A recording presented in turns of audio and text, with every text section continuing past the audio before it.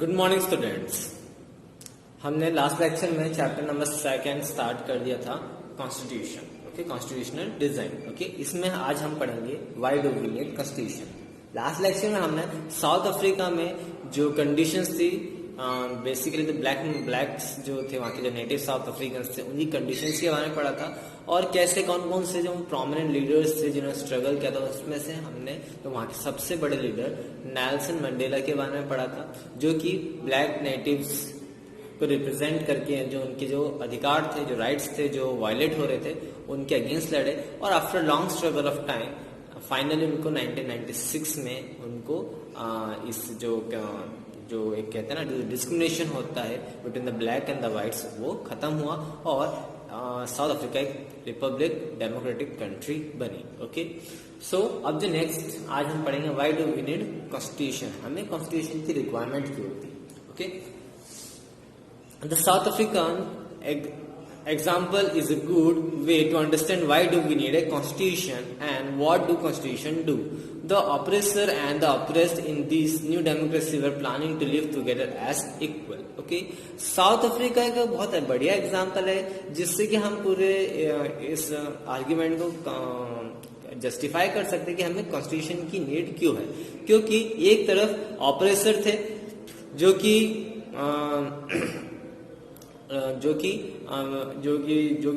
जुल्म हो रहा था ब्लैक्स पर, उनके अगेंस्ट वो खड़े हुए जो उनको दबा रहे थे कि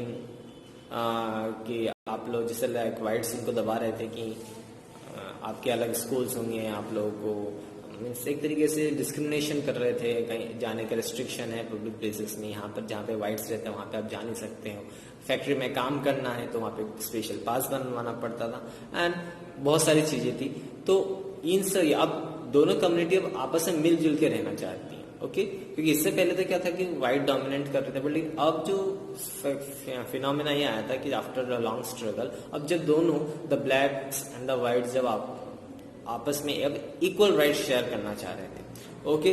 तो वो इजी नहीं था क्योंकि इतने लंबे समय से व्हाइट्स रूल करते हुए आ रहे हैं, बस सडन 28 इयर्स के बाद अब उनको एक जैसा रहना है, वो उनको ब्लैक को भी इक्वली ट्रीट करना पड़ेगा, तो काफी सारी प्रॉब्लम्स हो सकती है, ओके। अब इसमें दोनों तरफ से डर था, ब्लैक का भी डर था कि इस बात की क्या गारंटी कि अभी इन्होंने बोल दिया कि ठीक है अभी हम सब इक्वल है, आगे जाके इन फ्यूचर कुछ भी हो सकता है, वापस से ये वापस से व्हाइट्स इन पर रूल करना स्टार्ट कर दे। और इसका उल्टा ये भी हो सकता है कि अभी तक इतने सालों से ब्लैक्स जो थे, ब्लैक नेटिव साउथ अफ्रीकन थे, वो इनका डिस्क्रिमिनेशन झेलते आ रहे थे, तो हो सकता है ना कि ये अब व्हाइट्स के ऊपर बोले कि अब तुमने ऐसा हमारे साथ करा था, अब हम तुम्हारे साथ करेंगे। तो कहीं ना कहीं दोनों ही तरफ, the black and as well as the white South African, दोनों के अंदर डर था, okay. The black majority was keen to ensure that the democratic principle of majority rule was not be compromised। और इसमें से सबसे बड़ा कंसर्न ये था, जो ब्लैक वहाँ पे मेजोरिटी थी और व्हाइट बेसिकली जो माइनॉरिटी थी, बिकॉज मैंने आपको बता रखा था उनकी हिस्ट्री क्या थी। तो ब्लैक मेजोरिटी का ये मुद्दा था कि जो डेमोक्रेटिक प्रिंसिपल होनी चाहिए उसमें किसी बारे कॉम्प्रोमाइजेशन नहीं होना चाहिए due to the whites. They wanted sustainable social and economical rights, और उनको इन फ्यूचर आज सोशली जो हमें इक्वल राइट्स मिल रहे हैं या इकोनॉमिकली जो इक्वल राइट्स मिल रहे हैं, वो आगे जाके भी हमें इन राइट्स में चेंजेस नहीं होने चाहिए। The white minority was keen to protect it privileges and property. अब जो व्हाइट माइनॉरिटी के अंदर जो एक वो डर था, वो बेसिकली ये था कि उनकी जो प्रॉपर्टी है वो कहीं छीन ना ले, या जो उनको जो पहले जो प्रिविलेजेस मिल रहे थे, जो फायदे मिल रहे थे, वो इनके कम ना हो जाए, उनको इस बात का भी डर था। After a long negotiation, both parties agreed to compromise। और काफी लंबा नेगोशिएशन चला, ओके, जिसमें कि हमने लास्ट लेक्चर में पढ़ा था कि करीबन 2 साल बाद उनका एक constitutional, after long period of time जो नेगोशिएशन, उसके बाद उन्होंने अपना कॉन्स्टिट्यूशन वहां पर साउथ अफ्रीका में इम्प्लीमेंट किया। तो आफ्टर लॉन्ग नेगोशिएशन वो दोनों जो ब्लैक एंड द व्हाइट्स थे, वो दोनों किसी एक बात पर कॉम्प्रोमाइजेशन किया। आइए जानते हैं वो कौन कौन से थे।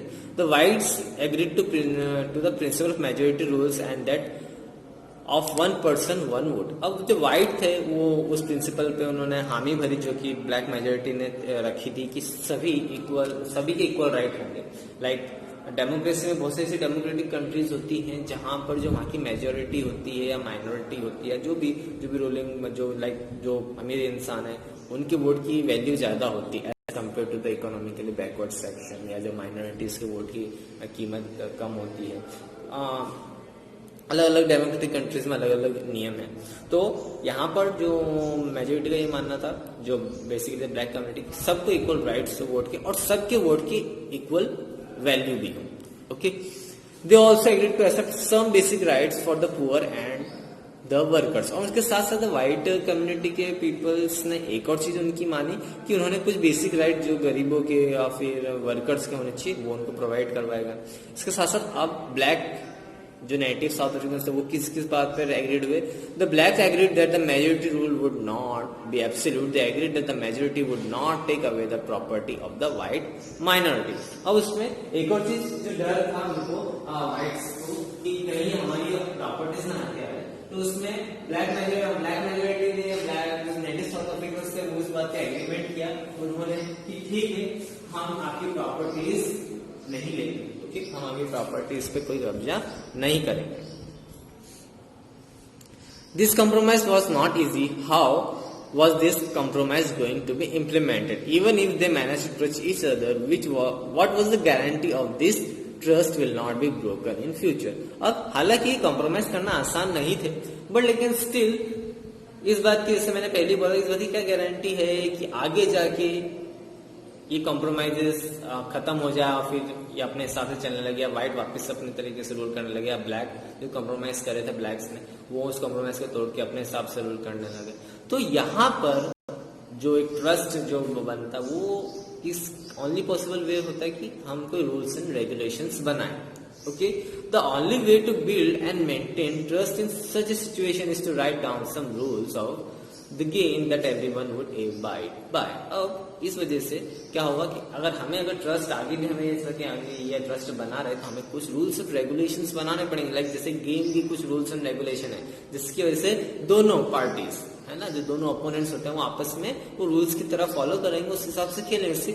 ठीक वैसे ही अगर इस कंट्री में उनको पीसफुली रहना है और सबके राइट्स ना वायलेट होते हुए रहना है तो उनको कुछ ना कुछ रूल्स एंड रेगुलेशंस इंप्लीमेंट करने पड़ेंगे ताकि इन फ्यूचर कोई भी रूल्स एंड रेगुलेशंस को वायलेट ना कर पाए। This rules lay down how the rulers are to be chosen in futures. अब इन रूल्स में क्या क्या चीजें उन्होंने करे कि कैसे आगे के फ्यूचर के जो रूलर्स हैं वो कैसे डिसाइड किए जाएंगे। This rules also determine what elected government are empowered to do and what they can not do. और इसके साथ साथ उन्होंने गवर्नमेंट की कुछ पावर्स को भी रिस्ट्रिक्शन का कि गवर्नमेंट कौन कौन सी चीजें कर सकती है, कौन कौन सी चीजें नहीं कर सकती। लाइक जिससे पहले जैसा व्हाइट रूल कर रही थी तो उस समय वो उनका अपने हिसाब से प्रिविलेजेस उनको मिल रहे थे, वो अपने हिसाब से रूल्स कर रहे थे। लाइक ब्लैक को या बहुत सारे प्रिविलेजेस से रोक रखा था, उनके राइट्स वायलेट कर रखे थे। तो यहाँ पर कोई भी गवर्नमेंट बनती है, आइदर वो ब्लैक कम्युनिटी की बनती है या व्हाइट कम्युनिटी की बनती है, तो वहां पर उन्होंने कुछ रूल्स बना दी। गवर्नमेंट ये सब कर सकती बट ये सब नहीं कर सकती, उनके लिए कुछ रूल्स बनाए। Okay,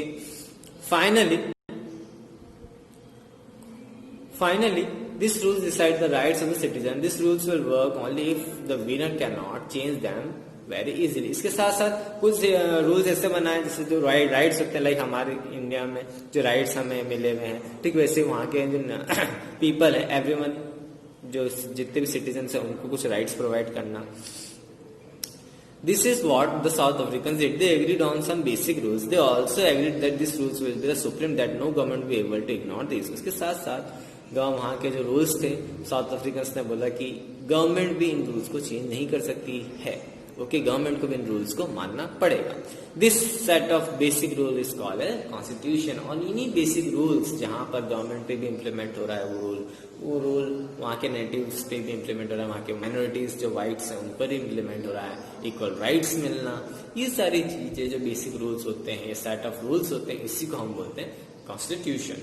Constitution making is not unique to South Africa. Every country has a diverse group of people. Their relationship may not have been as bad as between the whites and the blacks in the South Africa. हर एक countries में there are various group of people okay. हो सकता है वहाँ पे majority minority चलती है, like हमारे इंडिया में वेरियस रिलीजन्स का एक एग्जाम्पल है, जिससे काफ़ी डाइवर्सिफाइड है, काफ़ी सारे वेरियस हमें मेजोरिटीज माइनॉरिटीज के पीपल्स मिल जाते हैं। हो सकता है वहाँ पे उनके ज़्यादा राइट्स वायलेट ना होते हो, बट लेकिन साउथ अफ्रीका का एग्जाम्पल इसलिए लेगा कि वहाँ पे ब्लैक्स के साथ बहुत ज़्यादा बुरा हो रहा था। वहाँ पे बहुत ज़्यादा कह सकते हैं वाइट जो थे बहुत ज़्यादा डोमिनेट कर रहे थे ब्लैक पे, उनके साथ बहुत ज़्यादा अत्याचार कर रहे थे।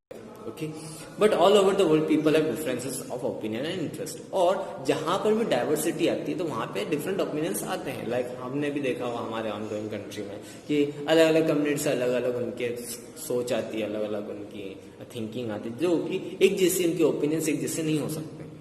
ओके, वेदर डेमोक्रेटिक और not, most countries in the world need to have the basic rules. भले कोई भी कंट्री डेमोक्रेटिक है नहीं है, मोनार्ची पर, लेकिन उस कंट्री में कुछ ना कुछ रूल्स एंड रेगुलेशंस होना चाहिए।